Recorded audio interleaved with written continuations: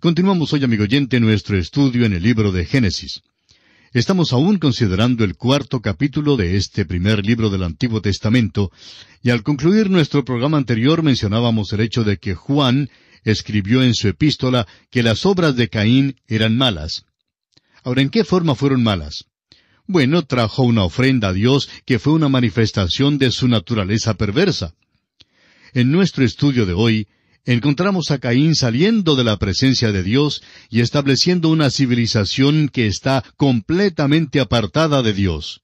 Y los hijos de Caín establecen una civilización impía. Y vamos a destacar 2 o 3 cosas de esta sección. Leemos en Génesis capítulo 4, versículos 16 y 17 lo siguiente.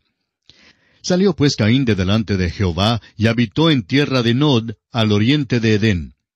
Y conoció Caín a su mujer, la cual concibió y dio a luz a Enoc.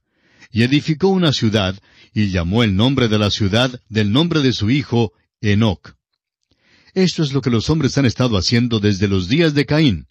A ellos les gusta dar a las ciudades y a las calles sus propios nombres y apellidos.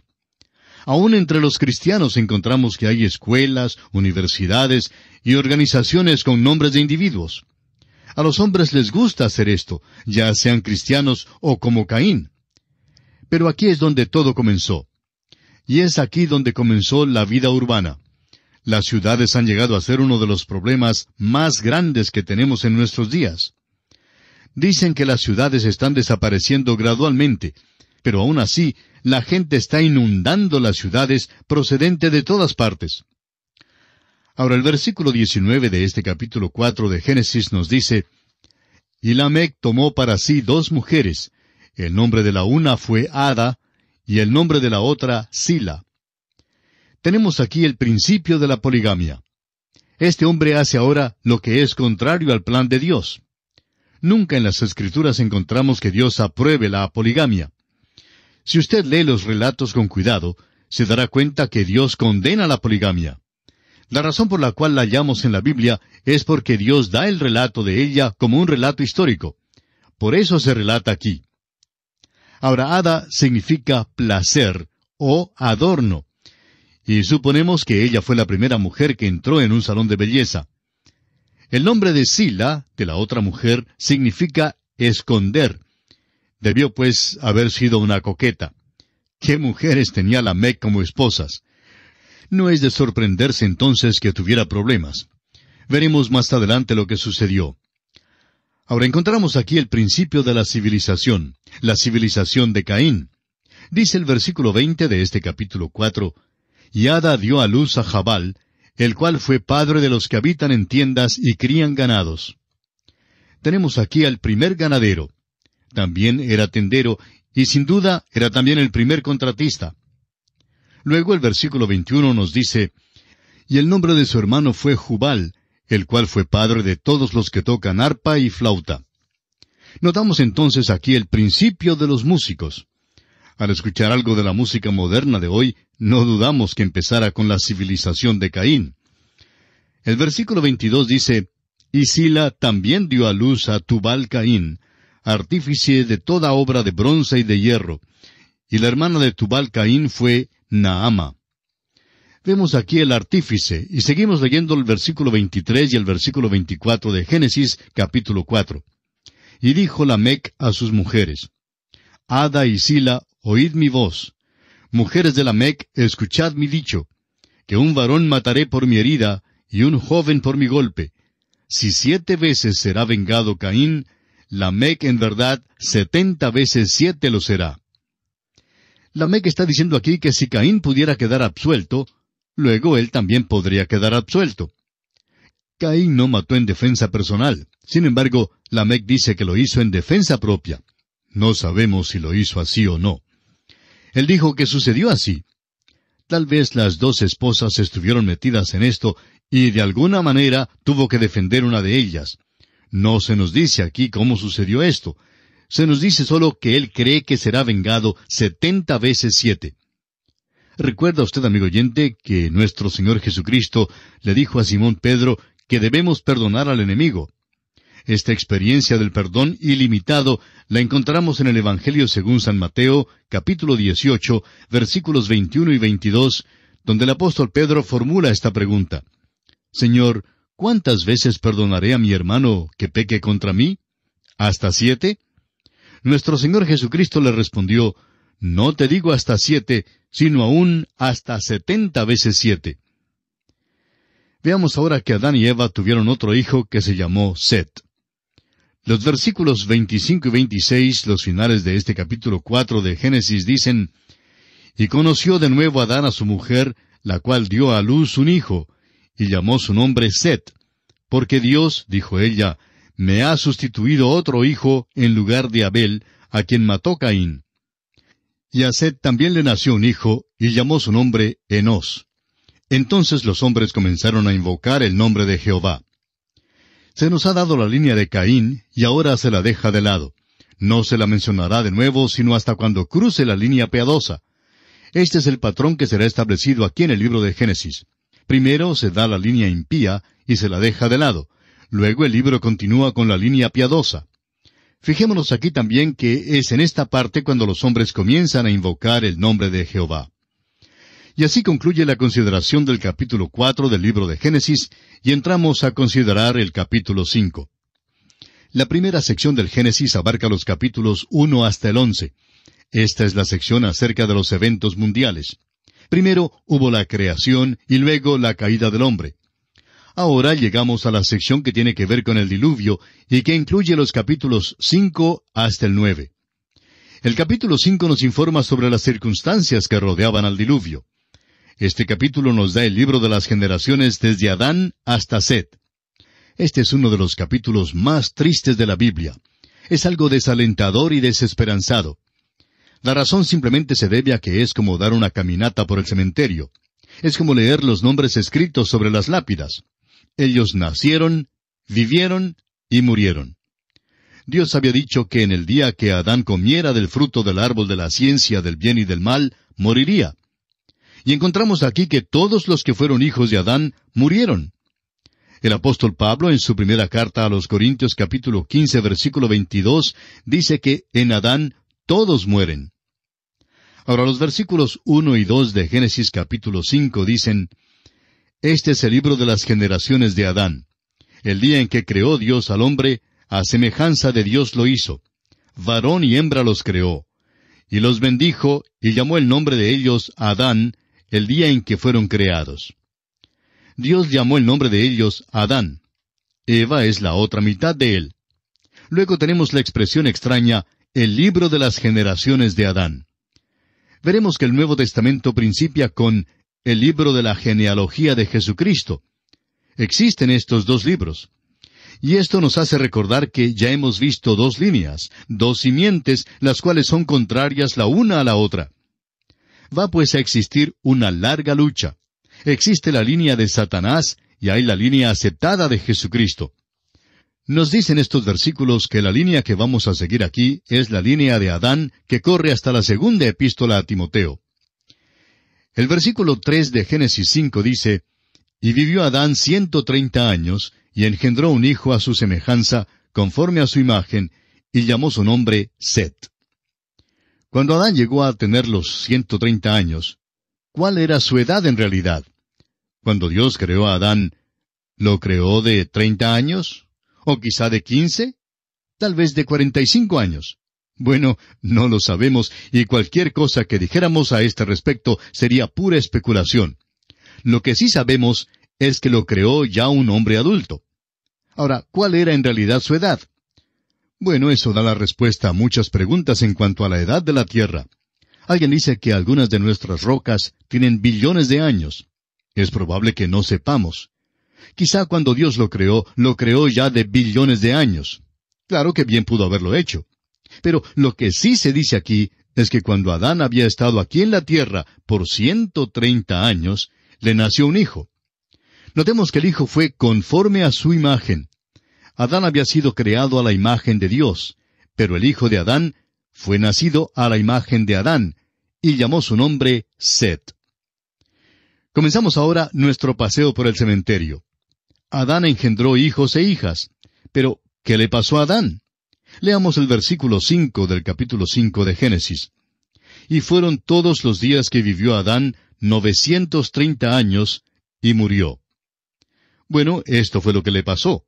Murió. Consideremos ahora la genealogía de los hijos de Set hasta Enoc. ¿Qué le sucedió a Set en el versículo 8? Leamos. Y fueron todos los días de Set 912 años, y murió. Set, pues, murió. Le nació un hijo que fue llamado Enós. Ahora, ¿qué es lo que le sucedió a Enós en el versículo 11? Murió. Pero él también tuvo un hijo, y su nombre fue Cainán. En el versículo 14 encontramos que Cainán murió también, pero que a él le nació un hijo llamado Maalaleel. Y en el versículo 17 leemos que él también murió. El hijo de Maalaleel fue Jared, y en el versículo 20 hallamos que él también murió. Veamos ahora la historia conmovedora de Enoc. Jared tuvo un hijo llamado Enoc. Leamos el versículo 21 de este capítulo 5. Dice así: Vivió Enoc 65 años, y engendró a Matusalén. Ahora, ¿murió él? No, él no murió. Aquí encontramos algo muy consolador en este capítulo tan desesperanzado. Los versículos 22 al 24 nos dicen: Y caminó Enoc con Dios después que engendró a Matusalén 300 años, y engendró hijos e hijas. Y fueron todos los días de Enoc 365 años. Caminó pues Enoc con Dios, y desapareció porque le llevó Dios. Amigo oyente, esta es una cosa muy notable, que en medio de tanta mortandad, de tanta muerte, Dios se lleva a un solo hombre de esta tierra. Dice allí, caminó con Dios. Eso es muy admirable. Veremos en el próximo capítulo que la Escritura dice lo mismo en cuanto a Noé. Aquí están estos dos hombres que caminaban con Dios, Enoc y Noé. Estos fueron hombres que vivieron antes del diluvio, los que llamamos antidiluvianos. Es interesante que en el Antiguo Testamento hay solo dos hombres que no murieron. Enoc es uno y Elías es el otro. Enoc se singulariza como uno de los pocos hombres antes del diluvio, de los cuales sabemos algo. No tenemos ningún dato de la mayor parte de aquellos hombres, pero se nos dice que Enoc no murió, sino que Dios lo llevó, es decir, fue traspuesto. Ahora, ¿qué quiere decir eso? En el trabajo de traducción o traslación, como también lo registra el diccionario, una palabra se lleva de un idioma y se introduce en otro idioma con el sentido igual. Del mismo modo, Enoc fue llevado de esta tierra, fue trasladado, tuvo que deshacerse de su cuerpo. Permaneció el mismo individuo exactamente como en el caso de la palabra. Debe quedar con el mismo sentido. Pero llegó a ser un individuo diferente porque fue llevado a los cielos. Enoc fue trasladado. Este hombre Enoc vivió por 65 años antes de que naciera Matusalén. No nos informa este pasaje cómo vivió durante aquellos años, pero sabemos que después del nacimiento de su hijo Matusalén, caminó con Dios. No sabemos lo que Enoc hacía durante aquellos años, y es posible que ni él lo supiera. Pero sí sabemos que si un niño pequeño no nos lleva más cerca de Dios, entonces seremos insensibles a una manera mayor en que Dios pueda llamarnos. Después de eso, por 300 años, Enoc caminó con Dios y engendró tanto hijos como hijas. Después de que Enoc tuvo 365 años, entonces Dios se lo llevó. La única forma en que podemos describirle esto es en la manera en que lo describió una niñita al llegar al hogar después de asistir a una clase de escuela dominical. Cuando llegó a su casa, la mamá le preguntó, ¿de qué hablaron hoy? ¿Qué es lo que te dijo tu maestra? La niñita le respondió que habían escuchado la historia de Enoc y cómo él caminó con Dios. Ella continuó, parece que todos los días Dios iba a buscar a Enoc y le decía, Enoc, ¿te gustaría caminar conmigo hoy? Y Enoc salía de su casa y paseaba con Dios. Pues sucedió que se gozó tanto en caminar con Dios, que esperaba a Dios en la puerta todos los días. Y cada día Dios llegaba para decirle, Enoc, vamos a pasear un rato largo. Tengo mucho que decirte. Por tanto, caminaban, y por fin Enoc dijo, pues se está haciendo tarde, tengo que regresar a mi casa. Luego Dios le dijo, Enoc, estás más cerca de la casa mía que de la tuya. Pues ven conmigo a mi casa. De modo que Enoc le acompañó a Dios a su casa. Así lo explicó esta niñita. Y no creemos que podamos explicarlo mejor que eso, amigo oyente.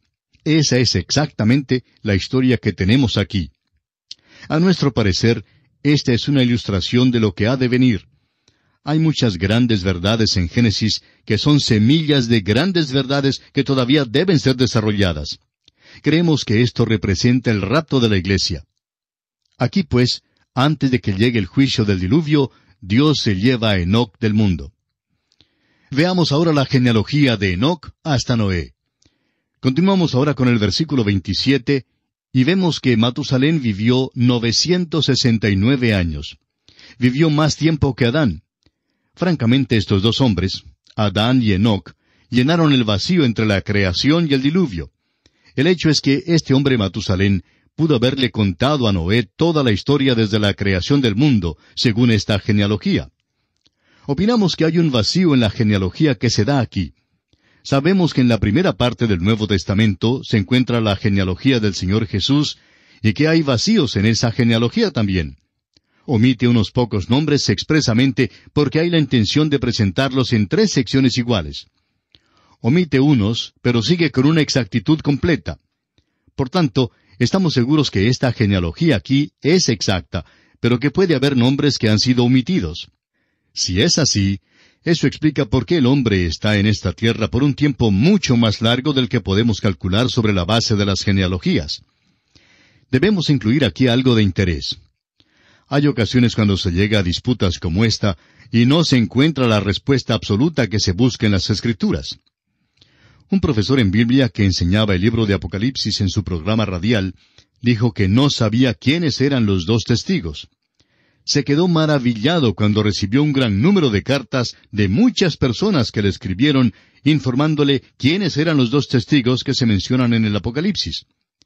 Pero dice él que después de leer esas cartas, todavía se quedó convencido de que no sabía quiénes eran esos testigos.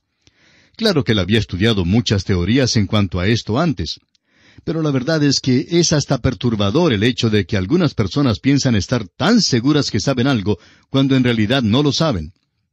La Escritura, amigo oyente, no es siempre explícita o clara en todos los puntos. Ahora, ¿por qué no lo es? Porque Dios no trata de aclararnos todos los puntos. Nos ha dado las Escrituras para revelarnos la historia redentora del género humano. El nombre de Matusalén significa enviado. Es muy interesante que le haya sido dado un nombre que signifique esto. El Dr. Newberry, en su libro El Diluvio, da el significado siguiente del nombre Matusalén. Cuando él esté muerto, se lo enviará. ¿Qué es lo que enviará? El diluvio. Mientras que viviera Matusalén, no pudo llegar el diluvio. Es algo muy interesante que si se calcula la cronología como se anota aquí, el año en que murió Matusalén es el mismo año en que llegó el diluvio. Cuando él esté muerto, se lo enviará. ¿Por qué, pues, vivió más años que cualquier otro hombre? Porque Dios estaba aguardando, es decir, esperando aquí para dejar saber a todo el género humano que Dios es paciente y misericordioso. Dios es paciente y misericordioso para con usted, amigo oyente. Le está esperando. El apóstol Pedro en su segunda epístola, capítulo 3, versículo 9, lo dice de esta manera. El Señor no retarda su promesa, según algunos la tienen por tardanza, sino que es paciente para con nosotros, no queriendo que ninguno perezca, sino que todos procedan al arrepentimiento. Pedro explica también que Dios era paciente antes del diluvio. El mismo apóstol dice en su primera epístola, capítulo 3, versículo 20, los que en otro tiempo desobedecieron, cuando una vez esperaba la paciencia de Dios en los días de Noé, mientras se preparaba el arca, en la cual pocas personas, es decir, 8, fueron salvadas por agua. En la consideración de esta genealogía de Enoc a Noé, Lamec se menciona. Luego murió. También tuvo un hijo que se llamaba Noé. Ahora el versículo 32, el último versículo del capítulo 5, dice, y siendo Noé de 500 años, engendró a Sem, a Cam y a Jafet. Es asombroso que los hombres sigan a ciegas creyendo en una teoría. Hay una teoría popular en el mundo de hoy, y es que la naturaleza humana por modo ingénito es buena y que se la puede perfeccionar. Esa es la base del programa que se divulga hoy en día. Si podemos simplemente mejorar el ambiente del hombre y su herencia, luego realmente podemos mejorar al hombre. Hay filosofías ateas que buscan mejorar al hombre. Hay quienes enseñan que el hombre puede ayudar a obtener la salvación. El modernismo dice que el hombre se puede salvar a sí mismo. En otras palabras, la salvación llega a ser un tipo de equipo para hacerlo usted mismo. Y luego, una de las sectas nos dicen que la naturaleza humana es totalmente buena y que no hay tal cosa como pecado. Ahora, ¿qué dice Dios tocante al hombre? Dios dice que el hombre es totalmente depravado, totalmente malo. Esa es la condición de todos nosotros. El apóstol Pablo en su carta a los Romanos capítulo 3 versículo 10 lo declara de esta manera: como está escrito, no hay justo ni aun uno. Esa es la consideración de la palabra de Dios. Amigo oyente, si usted acepta la palabra de Dios, tendrá una concepción más verídica de la vida de nuestros días que no puede conseguir a través de otras teorías. Vemos aquí al género humano y seguimos la genealogía de la línea divina. ¿A dónde nos conducirá? ¿Va a conducirnos al milenio aquí sobre la tierra? ¿Va a llegar a los campos elíseos y establecer una utopía? Por supuesto que no. El próximo capítulo nos dice que vino el diluvio sobre la tierra. Y el diluvio fue un juicio de Dios. En nuestro próximo programa veremos que hubo un motivo para enviar el diluvio. Será pues, hasta entonces, es nuestra oración que Dios le bendiga en gran manera.